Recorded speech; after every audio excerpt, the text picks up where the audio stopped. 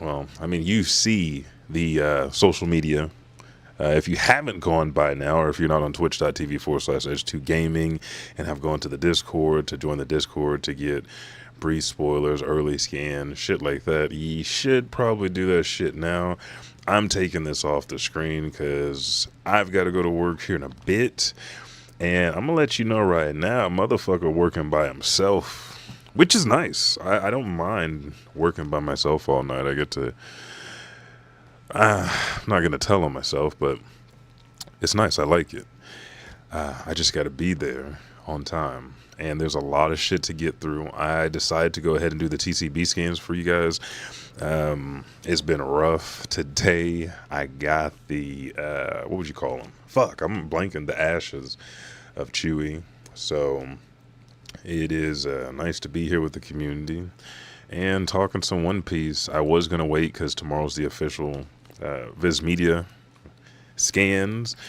But I was like, let's go ahead, do the TCB. I haven't read them yet, so this will be the first time we're reading them. We read the full spoilers together, which if you usually follow on YouTube and you had to come to here or Kick or somewhere else, I got banned for 2 weeks. We did a 4-hour Kit Kyo Hitman Reborn stream, and they didn't like that shit, so they banned us for 2 weeks. I've got one more strike, I think, in 90 days, and I think the channel will be taken down or some shit like that. This will be the second one. They happen in different fashions. I was playing, actually it was the reaction to One Piece 1150 and 1151. I was doing it just like this. The audio was coming from the projector, but I guess it was too clear. So now you have like kind of like a portion in the background. You have the logo over it.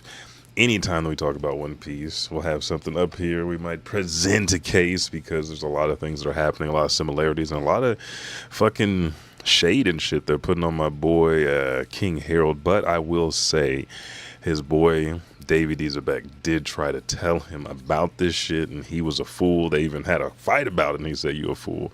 So without further ado, let's get into the TCB scans. Let me go ahead and pull them up for you. And we'll go straight through and read this chapter.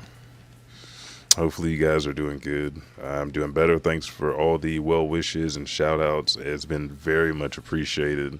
Don't mind this bitch in the bottom corner bouncing the back of this car with the Japanese little finger. But let's go ahead and get into this chapter. Is it the full screen? No. We can't do that. I love the fact that I want y'all to be able to see shit, but it's not going to be the full screen now. Come on. There we go. Let's make sure it's a cup of joe. We're good. So, chapter 1168, Elbaph'S Snow. Then we have our boy Hachi with the Takoyaki 8. Which is, you know, he makes that shit. He, Luffy and then was eating the fuck out of it. He was trying to do something to atone as minimal as it could be, but Hachi became a huge friend of the crew. Luffy punched a fucking celestial for him, so we love our boy. He's getting gloves for all of his hands as he's using them to dig pathways in the snow. And it says, cover request by Mrs. Fuji. A family of sheep knit 6 gloves for Hachi. And it's really fucking cute. Let's keep going with this. We open up the chapter 15 years ago. That same year. So Harold had just met Shanks. Garling introduced Shanks and Shamrock. In that same year, all over the world, Harald's efforts are paying off. And we see this island, and there's people talking, those giant marines are really good, doing a good job. Someone else says, they're so reliable. I always thought they looked scary, but now I wouldn't mind meeting one. Then we have a chef talking to a carrier. He goes, can't you get us stocked up again? Elbaph's seafood is super popular now, you know? And he goes, it is the best. Or he says, I bet it is. Then we see a pirate captain talking to another pirate. This here is top quality Elbaph's cedar. It's a rare and tricky item to import. I'll take it already. Then Elbaph, the new world. And then we hear, Harald, Harald. Everybody's cheering, and we hear words from the man's mouth. When we finally become a member of the nation, and he's looking up with hope, I think we should build sightseeing ships so our people can freely visit all of our allies. And this was cool for a reason, because Harald did go through starvation. It was cold winters and shit. They blamed on Loki because they some bitch ass niggas. But these other countries, not all the ones he's visited up until this point, but the ones he visited in his youth when this motherfucker had hair, started bringing food to Elbaph.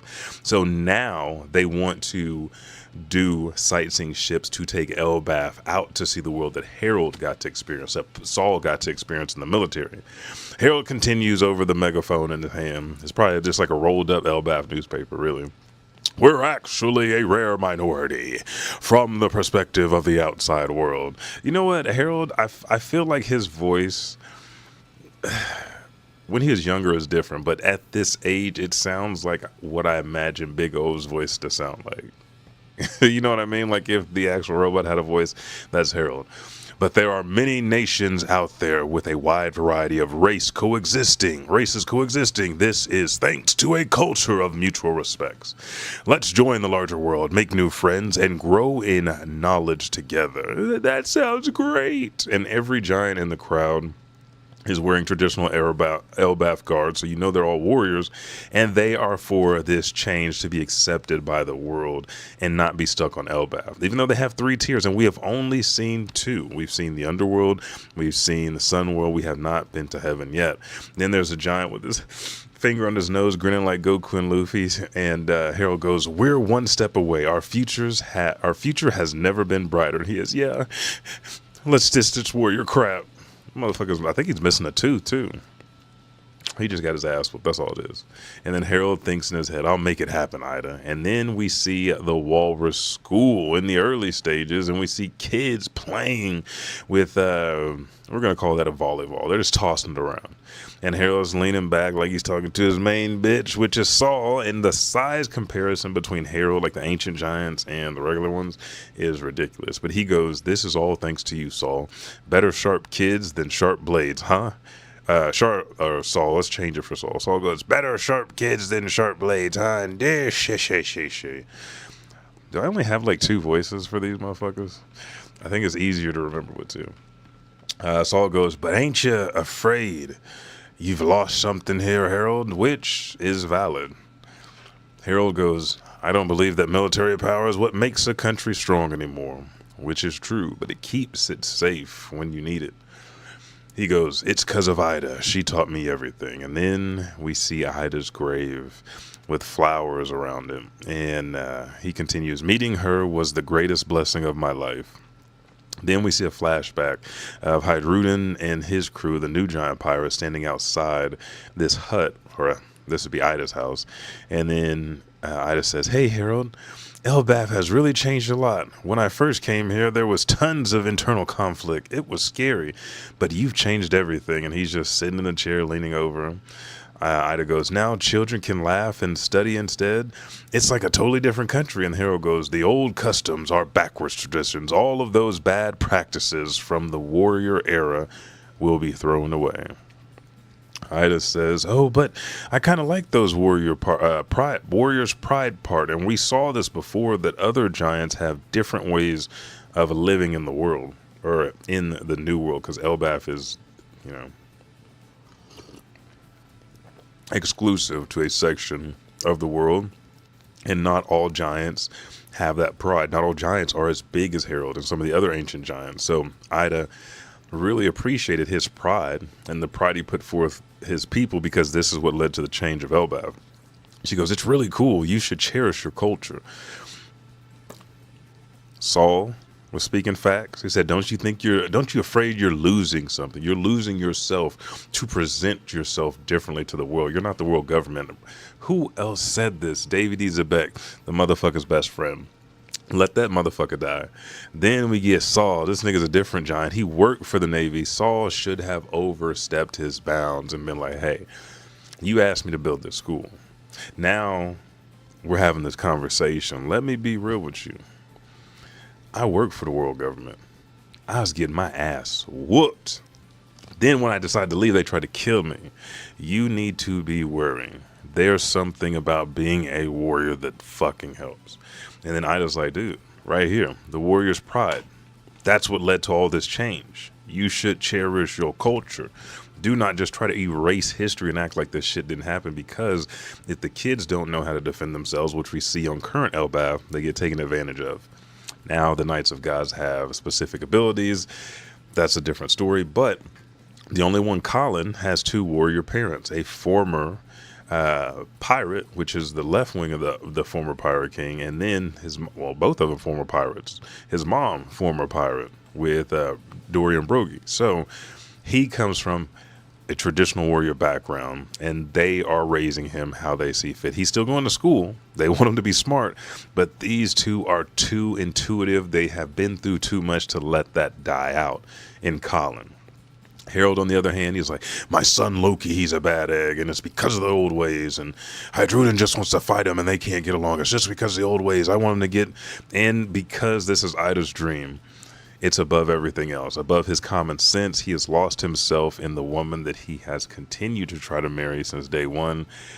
Also, he sees what's happening between his boys. He sees how excluded they are. He has put her dream before his, and he has just said, we can't go back to the old ways, because that was horrible. But also, this nigga was out there doing some heinous shit. If you don't fully go all the way back to just beating the fuck out of people and stealing and pillaging and ruining fucking kingdoms and shit, beating up your own guys, things may still progress forward in the way that you want to, where it's mutually beneficial. There has to be reciprocity between everybody. You can't lose yourself to present another way just to be accepted. David D. Zebek, Saul, D. Jaguar, and fucking Ida. All three of these motherfuckers hit it on the head, and this nigga's not getting it. Shit, he would be talking some knowledgeable shit if it was Saul, but I mean, Harald goes, don't you get it, Ida? It's that very culture that kept us from marrying. I can't accept it. And then she goes, he, but you always did say you wanted to make me your legal wife. Coughing. That really is the sweetest thing. You're so cute. What about Loki? And look at that look in Harald's eyes. He is so happy. He is in love. This is why he's given up everything. But she's done this with everybody. She said Heidrun and Loki were cute. They're both her little boys. She wanted Loki to come live with them. She's always treated him with love and respect. And she even does this with Harald, her family, her people, Elbaph, welcoming in new people. Those are the things she cherishes. And even though Harald is so happy, he goes, he'll always be her. Oh, she goes, you're too cute. He said, what about Loki? He goes, he'll always be Heidrun's little kid brother, won't he? And she says, in my heart, I've always thought of him like that. Ha, ha, ha, ha. And she said this before. Like, Loki's the same as Heidrun, because she had said Heidrun's so cute when he's upset with his brother. Loki's so cute. They're like her little men. The bond that they had together. And we saw it in the last chapter where he brought the food for her and wanted to cook it up and just spend time with her, and then destroyed his mom's village for her. She is loved by everybody around her, even the people of Elbaph, except for the fucked up elders that hold on to these old-ass traditions. Even dying and in pain, she is happy. Ida continues, she's like, feelings like that kept my heart full. It's what kept me going all this time. What kept me going all this time. This is the last conversation she wanted to have. But don't worry, it's okay. You're everybody's king, Harald. And you're almost there, right? confirmation before she could let go. Look at her. She's tired as fuck. Dude. Knowing her in, putting on a brave face. And Harald goes, "That's right, Ida. It won't be long." And he stands up and he's happy. He thinks there's hope. "Soon we'll be connected with the whole world. Our world will be tens of thousands of times bigger. Then we can go traveling together, just like the old days." And it shows them when he was younger with the little peach fuzz and then the fucking hair on his head still and his horns. And she goes, "That sounds amazing. I'm looking forward to it." He goes, "Me too." And she reaches out and touches his hand. And then, swoop, fucking drops, lifeless. Those moments when you can feel the warmth leaving even further. I'm sure her hands had to be cold already, less circulation. He stayed in there, cried a little bit, and he heads out. You see Heidruden and the new giant pirates and some other giants around, but Heidruden and his guys are running in. Harald's walking out, eyes covered. Heidruden's hand is on his mom in the bed, crying over her, as well as Mato in the back and the new giant pirates. And we see Harald, hand still over his face as he walks away crying, and Loki in his cell, arms crossed. It continues to snow, just raining down on everything. The broken village, the brewer's village, and then Loki just tilting his hat down, sad as fuck. 14 years ago, the holy land of Marijoa, so a year after, or I guess it was later that year, 15 years, but still, we'll just say a year after, Shanks is missing. And then we hear, indeed, he has completed his last mission. Oh no, indeed, had he completed his last mission, he would have been formally knighted. And this is the Gorosei talking. It says, "As you were our next choice, that opportunity now falls to you. What will you do?" And then Harald says, "I'll naturally accept the honor of being one of God's knights. Doing that will secure Elbaph'S membership status." Dude, look at other fucking things. Everybody's telling you to watch your fucking back with the world government. The world government been treating you like shit this whole time. You've been on duty for how many fucking years, Harald? Come on now. It's like that for a giant, but still. We hear the Gorosei say, "Congratulations then, the Great One has agreed to trust in you." And then, maybe Nosujiro says that in Jupiter's, "It's been a long process." Then we have Saturn, maybe, "You'll be remembered as a king who brought great change to Elbaph." Then Harald says, well, to be honest, when Elbaph finally joins the world government, I plan to relinquish the throne. A younger, more virtuous ruler than I should take over. Peter's sitting there like, "Nigga, no, you didn't even talk to Emu about this. Let's wait before you make decisions for yourself." Harald's standing above the Gorosei, and it's nice to see him following the Gorosei through all these little chapters in Marijoa to see the size comparison. And it says, "That is a matter for Mu to decide," after Harald has just told them that he's going to resign.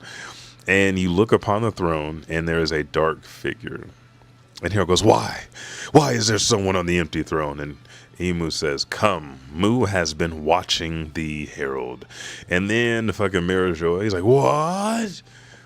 And then a fucking brand. We're just calling this a brand now. First, it was a tattoo. This is Emu branding his ass. Look like he grabs his arms. You see smoke coming off his arm. He's like, "This power."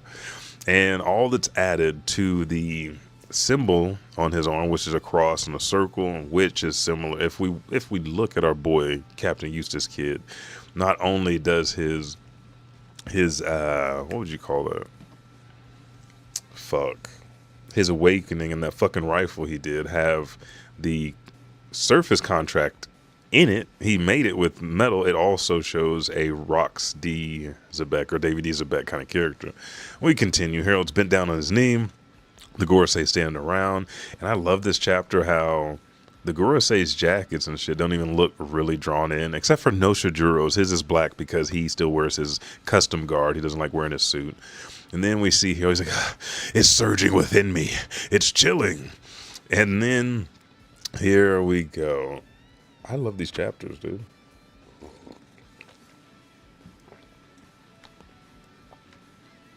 Like, if you're looking, all the Goras say up until this point, let's go back just a bit.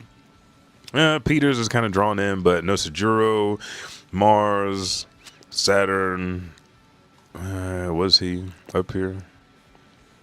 He's kind of drawn in too. That was a little bit too far back. But if you look as we go through, this is the power of immortality.